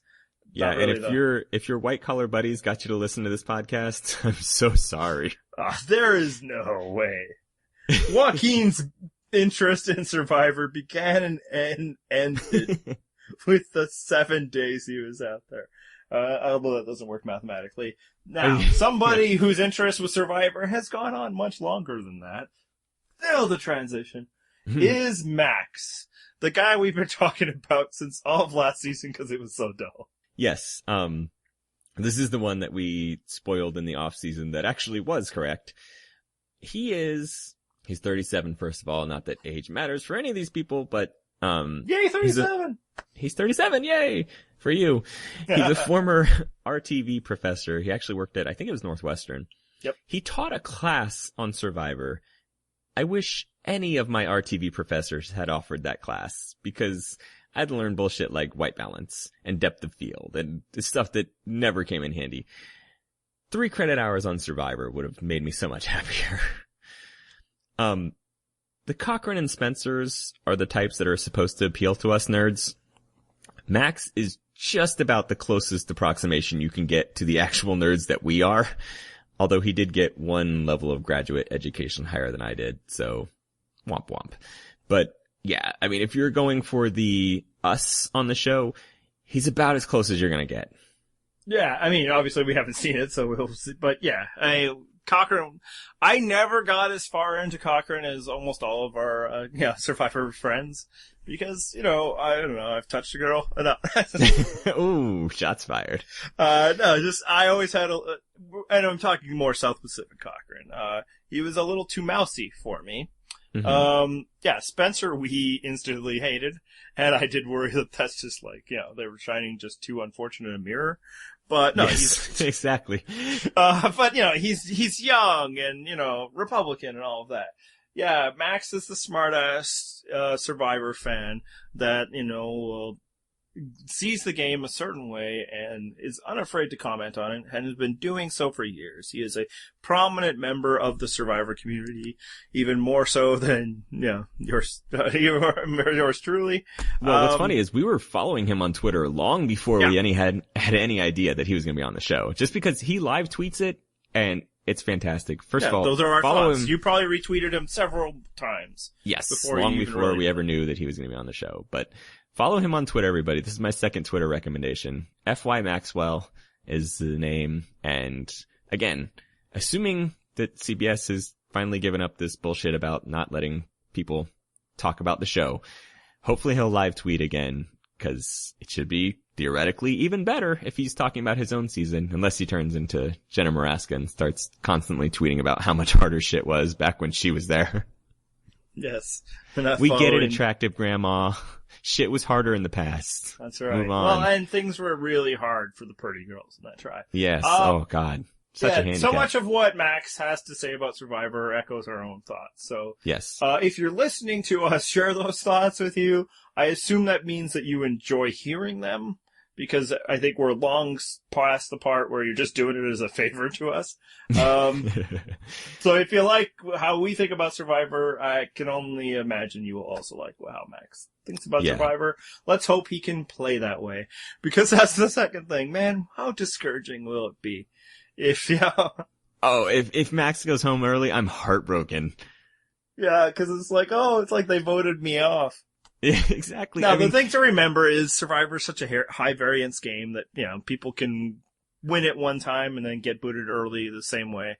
But, we need to see him do well. We need the show to continue to cast Max's, the world. And we need validation. Yeah. Well, I mean, it's the thing. They're not gonna cast you, John, if Max flames out. They'll never cast a podcaster if Max doesn't do well. That's right. So, but if he wins and, people like him, people really liked, Spencer and then Cochrane, then they'll be like, yeah, we need another that type. And that's what you put in. And when they ask you, Survivor contestant you are most like, you will not say Max Dawson, because, come on. I'm going to say Parvati. Too much. Say Parvati. I'll just do the default answer. I'm like Parvati. I don't know. I'm going to flirt my way to the top. Anything more to say about Max, or are you just waiting to hit? Yes, because, I did write the final hype post is, spoiler alert, about Max. I think by the time we release this episode, that should be released as well. Maybe not. Who knows? We'll see. I'm waiting on a freaking interview from Gordon Holmes, who held that one for last because he seeks to torment me. All in on Max. And Max says the player that he's most like is Penner. Around here, we're pretty big Penner fans because Penner just makes seasons better. If he's even half the narrator that Penner is, he's going to get a crazy amount of confessionals. Yeah. And I should also add, so you guys can check my bias throughout the season. I drafted him as my only fantasy player due to the weird format we were playing this year. So I'll be, even when he's not doing well, I'll be finding things he's doing well, which is a staple. I did not draft him, but only because he was unavailable, which made my decision easier, and we'll talk about who I picked we'll talk about who I picked next. Before we move on, though, just imagine that he gives us another Yul Penner type strategy moment. Gold. I mean, again, I'm all in on Max. Yeah, I love think Max. Your danger is if he does that, if Max can be what we want him to be, which is some, crazy Penner, Yul, Cochrane combination, we will be insufferable to listen to if you do not like him. Oh, God, yes. Yeah. Oh my God, they just splooged all over the microphone. And it's I don't want to sound like we're too much fanboys. It's just, I mean, if one of you guys who we converse with suddenly on Survivor, yeah, we'd be like, yes, I know how this person thinks about Survivor because it's often how I think about it. Right. We're gonna be Team Max this season, so if you watched Max's interview and you went, ah, shit, I cannot stand this guy, might be tough for you to listen. And real talk, come on, if you saw my Survivor interview, I know there'd be people who wouldn't like me. And frankly, that'd be the only way I could get on Survivor, is if I would be equal parts, hated by some and liked by others. You just have to talk about how awesome socialism is. That would work for you. Your people like that, right? I do wonder what Survivor Canada would be like. Just a bunch of insufferable mayonnaise types. Just, they gotta be nice. And we gotta have 3 French Canadians. Alright, so let's get to the next person. That's your quota on Canadian Survivors, French Canadians. I can't remember what it is in the Constitution, but it's there. Alright, so let's move on. This one might take a while, Andy. I don't even know if I'll have much time to say anything. Exactly. I'm gonna just step back. I'm gonna step all over everything you have to say. It's gonna feel so good. It's like what you do to me all the time. So enjoy it, my friend. I will. I'm gonna revel in this. Shireen! God, Shireen? You've gotta say this right. Well, I'm sure I'll learn it once or twice. You will, because I will correct you every time. You seem to be enthusiastic about her. Holy shit, John. Andy. Alright, so, yes, Shireen is who I ended up with in my fantasy draft for Survivor, because Max went to pick right before I picked, and so it's like, okay, well, that made my decision easy. It's like picking between 2 children. And speaking of children, quick serious moment here. I have a daughter, and that's the reason that our Twitter account occasionally drifts into criticism of Elsa's parents in Frozen. They were the worst. Seriously. What kind of king doesn't realize what a gold mine Elsa is? Well, more like what kind of emotional advice is that? Terrible parent! Just bottle it all up and we'll just hide you. Like, where did she use the washroom? I just don't understand. Oh my god, so many questions. Anyway, so I mentioned my daughter only because Shireen is everything I want my daughter to be. She's smart, she's strong, successful, funny. I mean, she went to Brown, so she could do better, but she's an awesome role model, so I'm all in on her because of that. And you're basing this on what? Like a 1.5-minute video and listen, 600 words? Followed her on Twitter, read her bio, saw the interview, and I'm like, sold. This woman, yes, I'm in love. She's fantastic. But yeah, let's get into less serious shit. I'm gonna let you finish. Excuse me, Kanye. Yeah, most of what we said about Max, I think, applies to her. I think she's like the female Max. She's somebody who also is a huge fan of Survivor. Okay. Who thinks about it like we do. Yes. And so again, if that's not your thing, you're gonna hate the show this season because I'm all in on Shireen and Max. And when they go home, you're gonna hear tears on this side of the microphone because it's gonna be devastating to me. Shireen, my final Twitter recommendation, at the Shireen on Twitter, which is SHIRRIN, which is why Andy pronounced it wrong. And also the fact that he's clearly more drunk than I am. For those of you that do not follow her on Twitter, she's got a me as her avatar, which is a video game reference. Again, she's a big nerd. This is why we like her, or I like her at least. She does drop hints in her Survivor bio that she listens to at least one Survivor podcast, and it's not come on, fingers crossed. Maybe she's listening to this one right now. Hi, Shireen. Yeah, no, I think she's cool. I'm gonna let you talk some more. I will. Just, I will put it. I didn't really. Here's the problem. You were so high on Shireen so early that I never actually had a chance to form my own opinion of her before you were like, Shireen.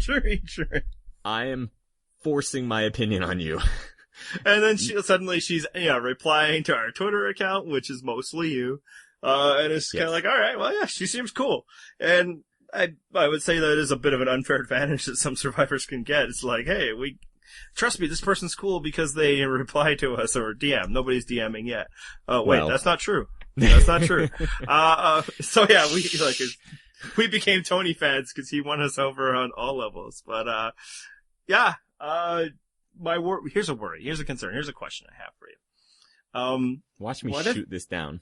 What if Max and Shireen don't get along? Oh God, I know. I've thought of that too. I'm like, oh, my heart would break. Seriously, it's gonna be like watching your children fight. Like, no, stop! I love you both. Quit.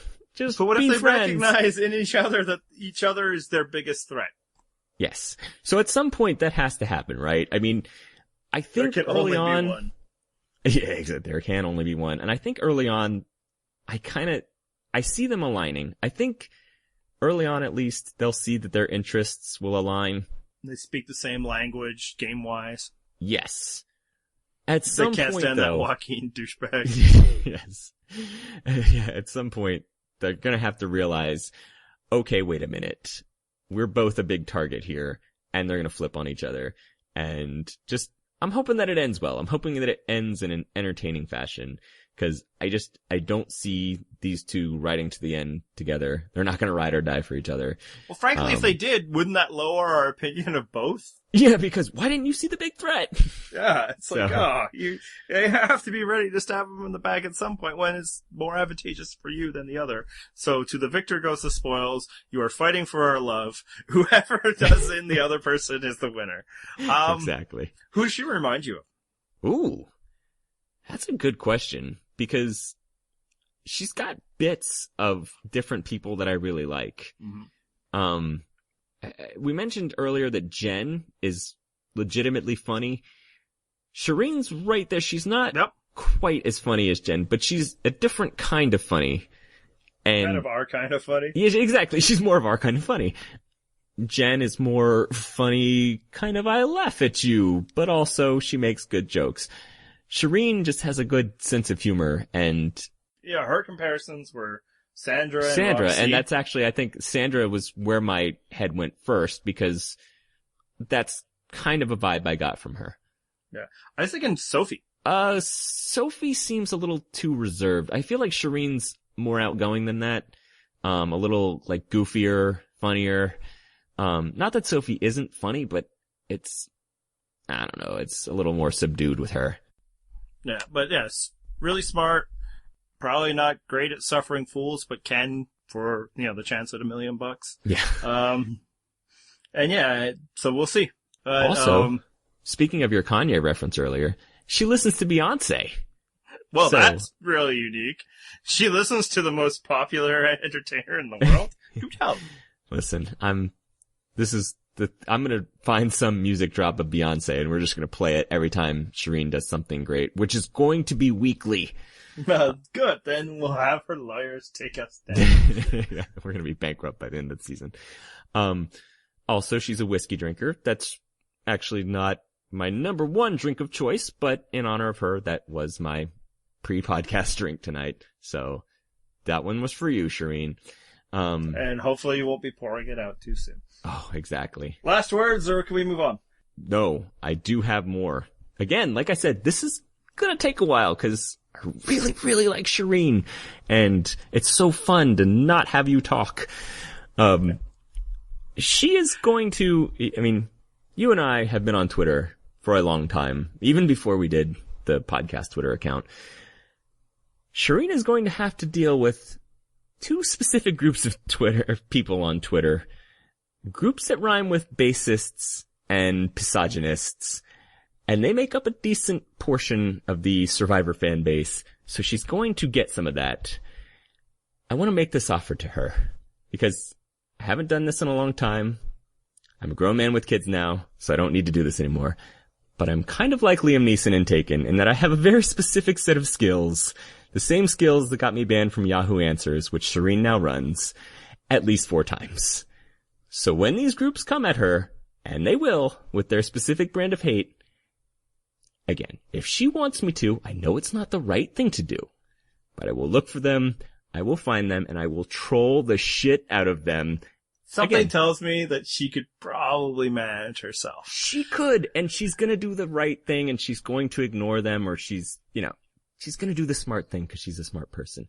But, again, just throwing this offer out there. If she really wants them trolled and she doesn't want to get her hands dirty, I'm there for you, Shireen. He should just use her Google powers. It's just, oh yeah, and then put something about them. She's Yahoo now, though. I wasn't sure what you went. She went Yahoo to Google or Google to Yahoo.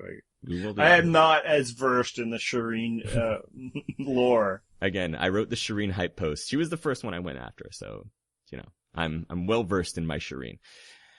And last but not least, I'll finally let you move on. She calls out Amanda as someone she'd want to play with because she hates Amanda, and Amanda is an incredibly loyal goat. It's funny that we don't tend to talk about this, but a lot of really strong winners that we've loved needed those really loyal goats to win the game. Like Todd doesn't win without Amanda because Amanda ends up bringing him to the final three. Mm-hmm. And Tony doesn't win without Wu. Those are really good winners who needed the really good loyal goats. I love that Shireen is thinking that already. Again, we're talking about people who are very well versed in Survivor.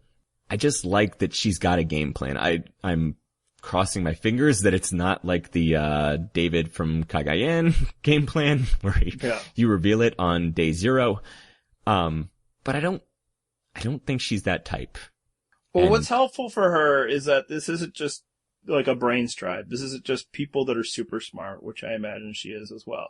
She's had to have success in an environment where you have to work with people, where you have to lead people.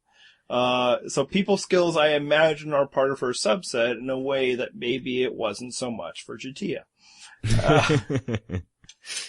Was that throwing shade at my former J'Tia love? Well, I am now. Yeah, okay. It wasn't intentional, but yeah, so she could be smart and, successful. Yes. So here's hoping. Watch though, she's just like the worst at challenges. Like in the way that's like, we're gonna have to vote her out because we can't keep losing. Oh God. I mean, J'Tia was horrendous at challenges. Yeah. She did manage to last for she was the third person out of her tribe, yes, so. They were that messed up. Yeah, they were that bad. That wasn't a good idea on their part. No. Anyway, again, with Shireen and with Max, that's who I'm riding with this season. I mean, I like a lot of the people on this cast, and I'm talking a decent percentage of them, but I think those are my two that I'm all on board with, and it's admittedly because they're the most like me, but. Alright, so I'm gonna move on with a really common transitional phrase. Yes. Anyway, that's the last joke, hopefully we make, of the entire season. If you make any more of them, I will edit them out, even though it requires effort on my part. So Kim is the next one, and this is her second go-around with Survivor. Yes, because she was supposed to be on last season with her sister, so if nothing else, she dodged that bullet. Maybe she would have won. Oh. Maybe this isn't a thing. It's like, man, it would have been great to be with those dummies. Yeah. But the working theory I had through a lot of last season is being knowledgeable in Survivor was a hindrance in that season, and I think she is. And I think in this season it will serve her well. Yes. You know what? She, in her interview, mentions that she knew who Max was before she came out to the show. Yeah, that's a little different. That's like not like recognizing Parvati in the interview. Exactly. Like, this is me recognizing somebody who tweets about Survivor. Like, yep. that's gets you a little more respect. Well, I mean... Like, we have listeners who have no clue who Max Dawson is. And they're people who listen about Survivor in their spare time. Yes. I mean, it could be that she just went to Survivor Sucks as soon as she knew she was getting cast last season, yeah. Yeah, but at the same time, we'll give her credit. We'll assume that she knew who Max was regardless. I know that Tyler said that that's the route that he went. Anyway, I like So. I mean, I like, again, Murderer's Row. These 4 in a row. I like all of them. Some more than others, but. Here's hoping they can get along. Yes. Yeah, and she's the final example, and what I was saying, that the attractive girls this season seem to have a little bit more going for them than just being attractive. Yes. She actually says that Survivor is just like a business trip for her. Do you remember anybody else that said that, Andy? Your favorite, the most attractive man ever, Brian Hyder. That's right, with his long flowing mane. Worked out really well for that guy. Yeah. So, other than maybe hide your puppies around So, worked out for Brian Heidick if she can run that game. I don't think that specific game is going to work this time, but at the same time, in her interview, like I said, she knew who Max was, and she knew enough about him to know that he's, and this is a direct quote, cocky enough to hang himself. Just like David Carradine. That part was not a direct quote, but oh, come on. No. Oh, too soon? Well, no. Okay, Yeah, no, I think actually she could be our dark horse, I think. If we think that Max and Shireen are going to try to battle each other out for head nerd, then maybe somebody like Zoe can kind of pick the winner and be more likable. Because, that's the biggest struggle people like us will people ever hate have in nerds. Survivor. Still. For good reason. Nerds are Yes, awful. yeah, we're insufferable, basically, so it's understandable. Yeah, and again, there's something about her. She just seems likable and charming. Not to the same degree that I think Mike instantly had me with the charm factor, but she's close. But this is somebody who was on an awfully casted season. She had to be pulled off because her sister, who was her loved one, was taken off. And then the show was like, yeah, no, we still want her. Everybody, the casting wasn't great, but she was. And maybe we can just go through sliding doors, and last season would have been so much better if her and her sister weren't taken off. Although last season did have a good winner, at least. Last season had a few good players, and what happened, and we argued this last season, is they probably found, 9 good people, and then just brought their loved one. So was the good one. Exactly. Her sister was the loved one. Her sister was the plus one. And what happened last season is so many of the plus ones got to take over. Mm-hmm. Well, not going to happen this season, so. No, there's no plus ones, literally. There just isn't as many, it looks like anyway, there aren't so many hangers on that get to gang up and ruin our show. But yeah, no, I think, she looks like a player. Yeah. Speaking of looks like a player, let's move on to Tyler, who is a former NFL player. Admittedly, he was a kicker, which barely counts. Well, here's how it even more barely counts. He's a place kicker who never actually made the team. He played in preseason games, but he never made the full squad. I know this because, here's actually another thing that you need to know about Tyler Fredrickson. He is a man who very clearly, wrote his own Wikipedia page. I have not had the pleasure yet, but. No, you go look at it, when we're done here, and you'll know exactly what I'm saying. Why I know this is when I read his bio and all that. It's like, oh, kicker. I've never heard of him. Now, you should say, well, who's ever heard of kickers? And the answer is anybody who plays fantasy football. If you play fantasy football, you need to know who all the kickers are just so you can know whether to pick them up or not. I mean, they're all interchangeable, so that's why you get to know all 30 of them. Right. He never made the squads, but that Wikipedia page has every team he pre-seasoned with, and his college career, and his talent agency career. And it's like, you are not famous enough for anybody in the world but you to know this about.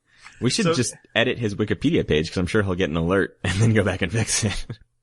Yes, and his favorite podcast is the Purple Rock Survivor podcast. Oh. The problem is that he'll instantly edit that into, the competitor.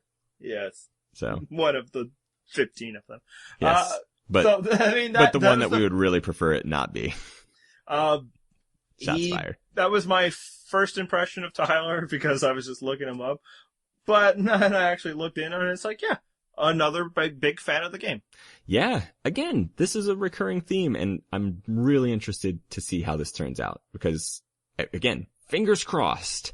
I hope that the fact that all these guys are big fans of the show makes for a great season, because then they'll keep doing that, and that's good both as a viewer and as someone who will be applying. So, come on. Also, how it works as a viewer is, basic strategies need not apply.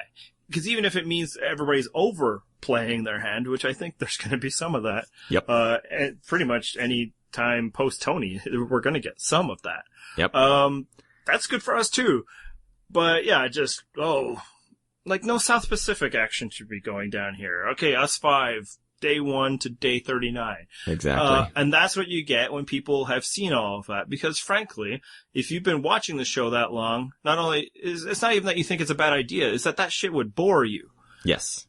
You would probably end up doing things, well advised or not, to entertain yourself because you've wanted to do these things. And that's better for us.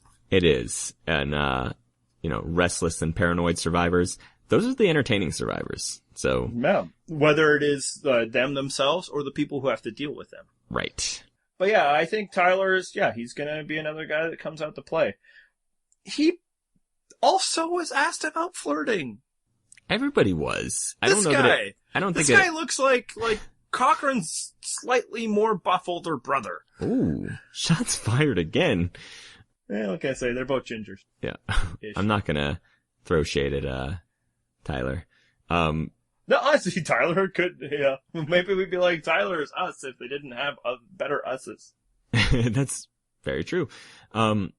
Again, if these 4 are the ones that make it out of this tribe, yes, that's the exact scenario that I want.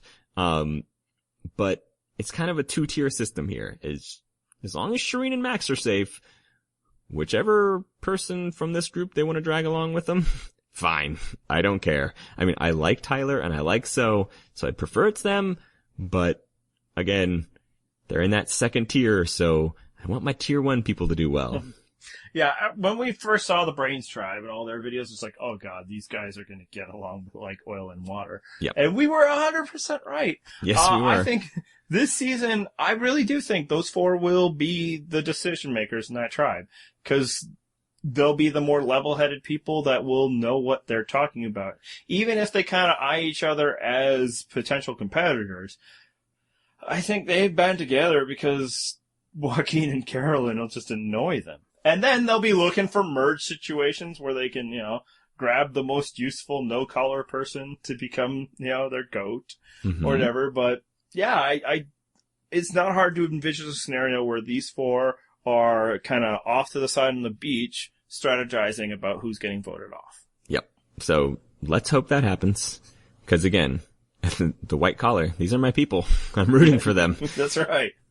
Jeff Probst might think these are the sneaky, underhanded type players. And yeah, with Joaquin, he might be right. But no, these are my peeps. I work in an office. Come on. Exactly. So yeah. I'm tired of being sold that, people who actually, have physical effort with their jobs or somehow the salt of the earth. Whatever. Manual labor is for chumps. Chumps! I work with my hands too. What do you think moves the mouse? Yeah, I was gonna say, I type on a keyboard. And Tyler, many other seasons, these would be our fan archetypes. Here, they gotta get in line. Yeah. And now if So had been on last season, she's going to be much higher ranked in my rankings. Yes. But she would have been voted out by Missy and John. She probably would have. Who's going to win? Who's going to win? Okay. This is like picking a favorite child because I like too much of this cast. So I also feel like, especially given my run last season, picking someone is going to jinx them. So I'm not going to pick any of my favorites just because I'm going to avoid putting the stink on them. And I'll say Joe wins, and I will desperately hope that I'm wrong. Yeah, so we had to predict who's going to win. I don't know, man. I just don't know. If we spend this time talking about how Max is like us, is picking him just like the most arrogant thing we could do. Yeah, but that's going to stop you? Well, people are like, so I guess we know who you're picking. Yeah, exactly. And I'm going to, So Kim. That's my pick. Okay. I said she could be an early dark horse. I think what happens is she's the more agreeable mastermind. Okay. Fair. Who's going home first? Yeah, so I said it earlier, and I'm sticking by it. I think it's Will. I think the No-Collar Tribe struggles to get it together for the first challenge. It is funny that we both predict that No-Collar is going to lose the first challenge. I just went with Nina instead of Will. And like I said, I just don't know how you vote out the deaf chick in the first episode. Again. If you're Vince, life coachy guy, and, I could see Jen going for it, but, you're Hallie, public defender. Jen called Vince Dances with Wolves, and it made my day. Yes. I just think you'd be like, just for appearance's sake. And then, Will's off there. Maybe, he's making jokes at the wrong time. I was gonna say is not helping with the shelter, but I just was about to make a stereotype and I kinda did. Survivor will do that. Even if, he only begs off for 2 minutes. That's going to make the edit of why he was voted out. Yep. So, put it down for our predictions for the scoreboard that we will always fail to keep. For next week, I say Will, you say Nina. Yes. It's next week, right? Oh my God, it is. It's so soon. I'm excited. It was was this a longer off season than normal? I don't know. It felt long, but I think late part of that is February feels late, and I think it might be because CBS just had so many other things this year. Well, I think part of it too is that it felt like we were kind of, we had slogging our way through San Juan del Sur there at the end. So, but I'm looking forward to it. I hope all our listeners are, and if they have differing opinions than us, where should they share those? Well, of course, the very first place they should go is Twitter, and hit us up there at Purple Rock Pod. You can actually look back on my history. I somehow got into a Twitter rap battle this past week. Again, it's been a weird off season. And you can email us, purplerockpodcast@gmail.com. You can leave us a comment on our website, purplerockpodcast.wordpress.com. There's actually been some good comments there lately. I've been enjoying it. Yes. Have you been reading those?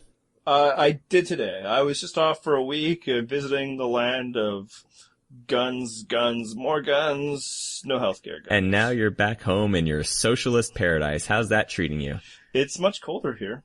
Oh, well, you know what? Tomorrow it's going to be 86 degrees outside, which in Canadian temperatures is probably 155. I don't even know. I have no idea what that 86 is. I was like, man, it's awesome. It's 27. And I'm like, wow, people would think that's terrific. Exactly. It's good. It's probably 87. I don't know. So, seriously, anyway. What's wrong with your country, man? You still have the penny and Fahrenheit. Get with it. Yeah, so, how's your country doing now that oil is worth jack shit? Touche. Okay. So again, tune in to us each week. We'll be back covering the entire season starting again a week from, well, depending on when you listen to this, a week from today. Or tomorrow. Tomorrow. Sure. A week from tomorrow. You're an early listener, I've decided, and you tuned in the Tuesday that this dropped. So again, check us out, subscribe to us on iTunes, Purple Rock Podcast, and we look forward to hearing from you guys. Hit the theme music.